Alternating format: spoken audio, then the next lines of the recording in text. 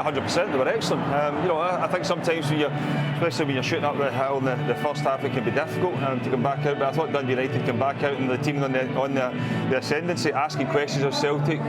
Celtic they have been vulnerable, but I thought Dundee United managed the game excellently. I don't really remember Celtic creating that much. There was some really, really top performances from Dundee United in that team there today. And I know people moan about the pitch and the sand on it, but a lot of those Celtic players looked as if they were the ones on holiday on the beach. Really, really poor. We're really worried if you're a Celtic, from a Celtic point of view. Yeah, I mean, if you are a Celtic fan, if you come here or you're watching at home, how deflated will you feel in terms of the opportunity that Celtic may have lost in terms of going for that title this season, but also how worried will you be with the performance and that sort of almost lack of energy to really go out and take this game to Dundee United? That's what I thought was missing, the intensity in Celtic's play, without the ball, with the ball. Credit to Dundee United, they fully deserved the victory. They played the conditions better, I thought. Celtic did. Celtic controlled the game, more possession, but didn't really threaten our goal.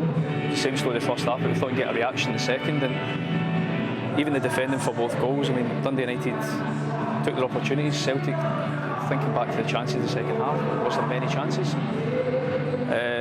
Too many below par performances and possibly a season defining moment. And you see the reaction of the supporters towards the board. I mean, we know this is a long-running feud that's been going on all season, but defeats and performances like this really compound that sense of feeling that these supporters have right now. Yeah, it does, and even winning games, it's not going to go away. They're disappointed with the recruitment at the club. You can see that in some of the players that come on, some of the players that started the game. It hasn't been good enough, but there's one team that dealt with the pitch today.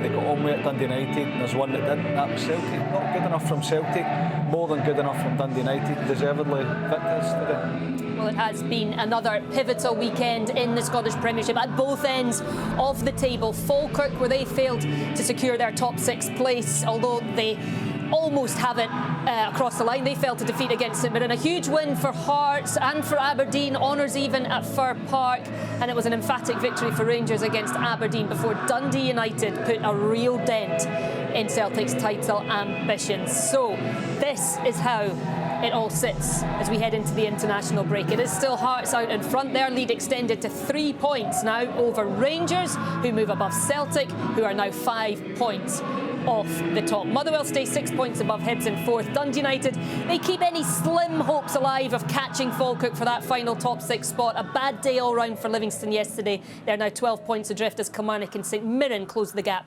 on Aberdeen to just 3 points.